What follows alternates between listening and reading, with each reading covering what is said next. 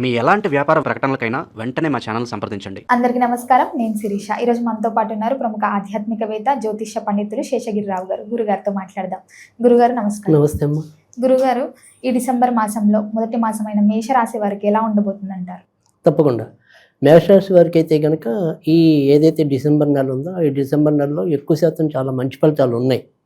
ఎందుకంటే క్రమంగా ఈ నెలలో ఏర్పడే ఏదైతే కుజుడు ప్రస్తుతం వాళ్ళకి అష్టమ స్థానంలో ఉండి కొద్దిగా రోగపరమైన చికాకులు కల్పిస్తూ ఉంటాడు.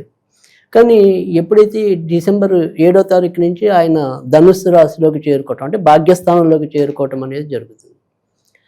డిసెంబర్ 15 నుంచి మనకి రవి వచ్చి భాగ్యస్థానంలోకి చేరుకోవటం అనేది ఉంటుంది. సో ఇలా ఏ రకంగా చూసినప్పటికీ కూడా గతంలో కన్నా కూడా కొద్దిగా అదృష్ట శాతం పెరిగే అవకాశాలు ఎక్కువ ఉంటాయి. అయితే వీళ్ళకి ప్రస్తుతం ఏనాటిన అనేది ఉంటుంది కనుక కొద్దిగా పనుల్లో ఆలస్యం ఉండొచ్చేమో తప్ప అపజయం ఉండదు. కొద్దిగా మనం అనుకున్నది ఏప్రిల్ అంటే ఏప్రిల్లో జరగకపోవచ్చు, కానీ గ్యారంటీగా జూన్లో జరుగుతుంది కనుక కొంతవరకు గుండె మీద చేసుకోవచ్చు. అయితే మిగతా ఏదైతే ఇటు శుక్రుడు అనేది తర్వాత మళ్ళీ బుధుడు ఇప్పుడు ప్రస్తుతం తాత్కాలికంగా వీళ్ళిద్దరి వల్ల కూడా కొద్దిగా ఇంకా చిన్న అనారోగ్య సమస్యలు అయితే ఉన్నాయి. సో కొద్దిగా మతిమరుపు పెరగటం అనేది, పరధ్యానం ఎక్కువ అవుతూ ఉండటం అనేది, ఆలోచనలు ఒకదానికొకటి కొద్దిగా పొంతం లేకుండా 2-3 రకాల ఆలోచనలు కలుగుతూ ఉండటం అనేది, సో ప్లానింగ్ అనేది ఏదైతే ఉంటుందో అందులో కొద్దిగా కరెక్ట్ ఉండరు. సో బట్ చేసేంత వరకు పర్ఫెక్ట్ చేస్తారు.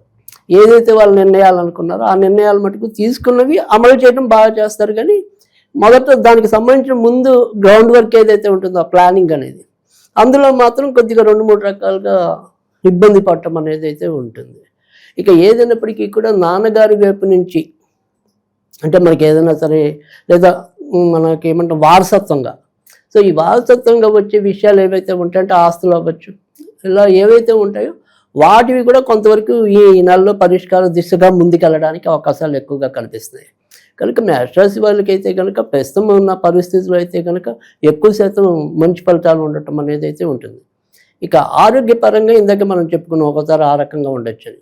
మరి మిగతా విషయాల్లోకి వస్తే కొత్తగా ఏదైనా సరే పెళ్ళి కావాలి అంటే కనుక పెళ్ళి అవుతుందా లేదా అనేది కనుక చూసుకున్నట్టయితే కనుక ప్రస్తుతం అయితే కనుక డిసెంబర్ 14వ తారీఖు వరకు అయితే కనుక అనుకూలత మరింత ఎక్కువ ఉంటుంది. డిసెంబర్ 14 అంటే ఇంచుమించు 2వ వారం దాటిన తర్వాత నుంచి ఈ పెళ్లికి సంబంధించిన విషయాల్లో కొద్దిగా మందకోడితనం ఏర్పడుతూ ఉంటాం. తర్వాత సంబంధాలు ఏవైతే ఉంటాయో అవి దగ్గరదాకా వచ్చి ఒక్కోసారి కుదరకపోవటం, వెనుదిరిగి వెళ్ళటం అనేవి ఉన్నాయి.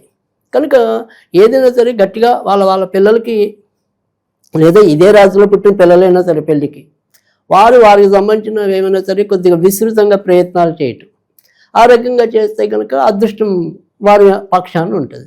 ఖచ్చితంగా వివాహం యోగ్యత అనేది ఉంటుంది. కనుక ఆ రకంగా వెళ్తే మంచిదన్నమాట. ముఖ్యంగా గురుగారు, మరి విద్యార్థులకు ఎలా ఉండబోతుంది అంటారు? విద్యార్థుల విషయంలోకి వస్తే కనుక వాళ్ళకి ఏదైనప్పటికీ కూడా మనకి 7వ శని అనేది ఉంది. దానివల్ల కొద్దిగా బద్ధకం, సరే రేపు చూద్దాంలే, చివరి నిమిషంలో కష్టపడొచ్చులే, నేను అందుకోగలను, నా బ్రెయిన్ ఫాస్ట్, ఇలా వాళ్ళు ఏదైనా సరే ఓవర్ కాన్ఫిడెన్స్ అంటాం. సో ఈ ఓవర్ కాన్ఫిడెన్స్ వల్ల కొద్దిగా దెబ్బతినే పరిస్థితి ఉంది.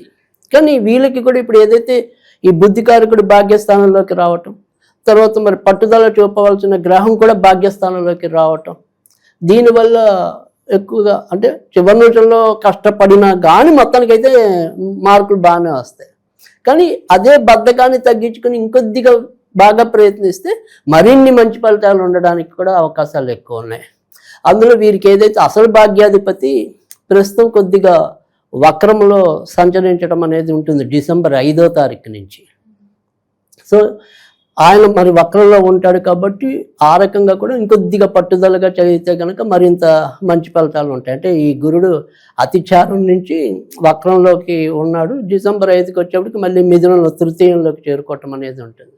అంటే ఈ అతిచారం అనేది అంటే వచ్చే ఏడాది వెళ్ళాల్సింది ఈసారి ముందుగానే కర్కాటకంలోకి వెళ్ళి తాత్కాలికంగా అక్కడి నుంచి మళ్ళీ వెనుదిరిగి వెనక్కి వెళ్ళిపోవటం అనేది ఉంటుంది మిథునంలోకి. సో ఇంకా ఈ సంవత్సరం అంతా ఇంకా చివరికి మిథునంలోనే కొనసాగించడం అనేది ఉంటుంది. కానీ వక్రంలో ఉన్నంత వరకు కూడా కొద్దిగా ఓల్డ్లోనే ఉంటాయి వీళ్ళ యొక్క విషయాలు ఏవైతే ఉంటాయో. అంటే ఇప్పుడు సపోజ్ మనం మెడికల్ వైపు వెళ్దామా, ఇంజనీరింగ్ వైపు వెళ్తామా, ఇలాంటివి ఏంటంటే ఒక పట్టాన్ని తేల్చుకోలేరు. సో మనం ఓవరాల్గా మొదట చెప్పుకున్నప్పుడు కూడా ప్లానింగ్ కానీ ఈ ఆలోచనలు కానీ ఏవైతే ఉంటాయో అది కూడా విద్యార్థుల మీద కూడా ఇంచుమించు అలాంటి ప్రభావమే ఉండటం అనేది ఉంటుంది. కనుక ఆ రకంగా ఏంటంటే విద్యార్థులు కొద్దిగా ఆ ఎటు వెళ్ళాలి అనే దాంట్లో కొంత ఇబ్బంది పడటం అనేది అయితే ఉంటుంది. సో అక్కడ వాళ్ళని కొద్దిగా అలర్ట్గా వ్యవహరించడం అనేది ఏదో ఒకటి అంటే నేను అనేది ఏంటంటే మీకు అది ఇష్టమైతే ఇంక దాంట్లో దూకేయండి, నెమ్మదిగా మీకు తర్వాత ఉన్న గ్రహస్థితి బాగుంది, సో విజయం సాధిస్తారు. ఎప్పుడైతే ఈ డైలమాలో పడ్డారో అటు వెళ్ళలేరు ఇటు వెళ్ళలేరు. సో అందుకని అటు ఇటు కాకుండా అయిపోయే పరిస్థితి ఉంటుంది. సో ఇప్పుడు మీరు తెగించి ఒకటి ఏదైనా తీసుకుంటే దాన్ని అమలు చేయగలరు, విజయం సాధించగలరు. సో దానికి ముందు మనం ఏదైతే వర్క్ ఉంటుందో అది ఒక పట్టాన్ని తెముల్చుకోలేరు అంటున్నాం. సో అది సాధిస్తే బాగుంటుంది. అలాగే గురుగారు, ఉద్యోగ వ్యవస్థలో ఉన్నవారు ఎలా ఉంటుందంటారో అలాగే ఉద్యోగం చేంజ్ అవ్వాలని చాలా మంది అనుకుంటారు. సో ఈ మాసం వాళ్ళకి ఏమైనా అనుకూలంగా ఉంటారంటారా? తప్పకుండా ఈ నెలలోకి వచ్చేప్పటికి ఏంటంటే ఉద్యోగాల్లో కొద్దిగా చికాకులు అయితే ఉంటాయి. ముఖ్యంగా ఈ వృశ్చిక రాశిలో మనకి బుధుడు ఉద్యోగాధిపతి, రోగాధిపతి కూడా. ఆయన అష్టమంలో ఉండటం వల్ల ఉద్యోగంలో వీళ్ళు ఎంత కష్టపడుతున్నా కూడా ఇంకా పై వాళ్ళు అంత కరెక్ట్గా గుర్తించకపోవటం, తర్వాత మారాలి అనుకుని ఏదైతే ప్రయత్నాలు ఉంటాయో ఆ మార్పు కూడా అంత సానుకూలకంగా ముందుకెళ్ళకపోవచ్చు. అంటే మనకి ఇంకో కొత్త ఉద్యోగం వస్తుంది అనుకుంటే ధైర్యంగా దీన్ని వదిలేయటం అనేది ఉంటుంది, కానీ అంత తేలిగ్గా వచ్చే పరిస్థితి అయితే ఉండదు. మరి ఎప్పుడు వీళ్ళకి అనుకూలత ఏర్పడుతుంది అంటే కనుక ఇంచుమించుగా డిసెంబర్ 29, అంటే నెలాఖరు నుంచి ఇంచుమించు డిసెంబర్ 29 నుంచి ఆ తర్వాత వచ్చే కొత్త సంవత్సరంలో కూడా వీళ్ళు ఖచ్చితంగా కొత్త జాబులు తీసుకోవటం, కొత్త ఆలోచనలు ఫలించటం, ఇలాంటివన్నీ ఉంటాయి.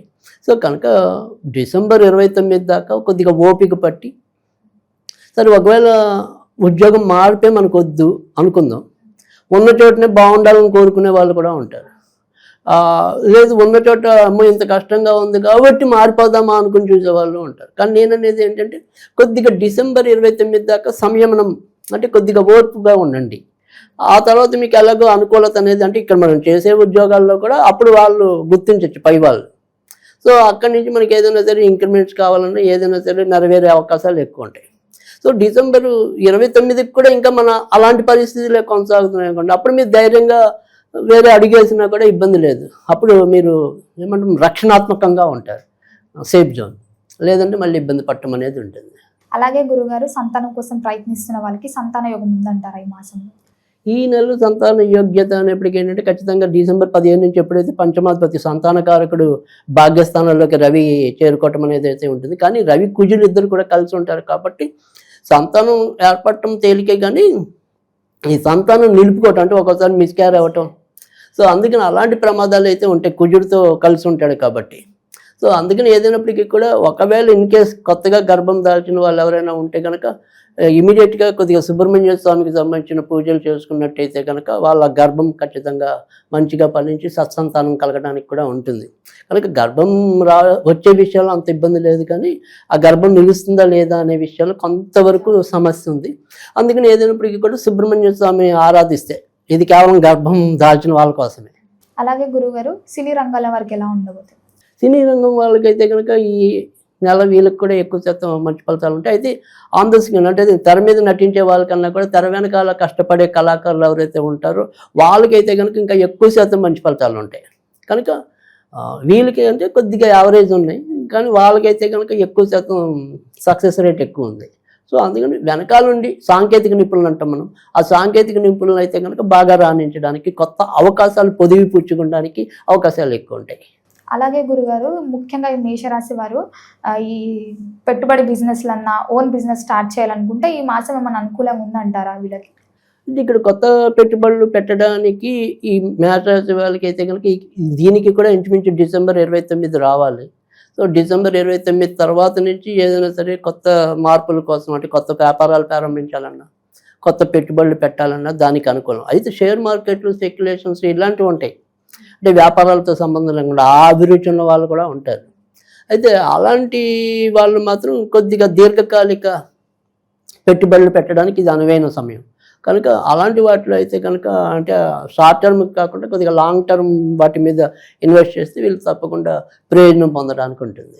ముఖ్యంగా గురుగారు ఈ మేషరాశి వారికి మాసం అంతా ఆర్థికంగా ఎలా ఉండబోతుందంట? ఆర్థికంగా అయితే గత కొద్ది నెలలుగా కూడా వీళ్ళకి అంత చెప్పుకోదగిన ఇబ్బంది అంటే ఎప్పుడు కూడా అవసరానికి ఏదో విధంగా లభించడం అనేది అయితే ఉంది. మేషరాశి వాళ్ళకి ప్రస్తుతం అయితే అలాంటి ఇబ్బంది అయితే లేదు.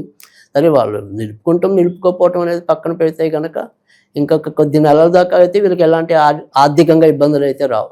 ఖచ్చితంగా ఆ సమస్యల నుంచి బయటపడటం అనేది అయితే ఉంటుంది. అలాగే గురుగారు వీళ్ళు ఏదైనా ప్రారంభించాలంటే ఏ రోజులు వీళ్ళకి అనుకూలంగా ఉంటాయంటారు? అయితే వీరికి ప్రస్తుతం అయితే కనుక సోమవారం, బుధవారం, గురువారం ఎక్కువ శాతం మంచి ఫలితాలు ఉండటం అనేది అయితే ఉంటుంది. వీళ్ళు ఏ దైవాన్ని పూజించమంటారు? ఎలాంటి పరిహారాలు చేసుకోవాలి? వీళ్ళు ఈ నెల అంతా కూడా ఎక్కువగా మరి రవి కుజుల కలయిక కాబట్టి కనుక ఖచ్చితంగా సుబ్రహ్మణ్య స్వామిని ఎక్కువగా ఆరాధించుకున్నట్టయితే కనుక మంచి ఫలితాలు ఉంటాయి. సో సాధ్యమైనంత వరకు కూడా ముదురు ఆకుపచ్చ రంగుకి ఈ నెలలో కొద్దిగా దూరంగా ఉంటే మంచిది. మొత్తం మీద గురుగారు ఈ డిసెంబర్ మాసంలో మేషరాశి వారికి ఎలా ఉండబోతుందో, ఎలాంటి పరిహారాలు చేయాలి, ఏ దైవాన్ని పూజించాలో తెలియజేసినందుకు ధన్యవాదాలు.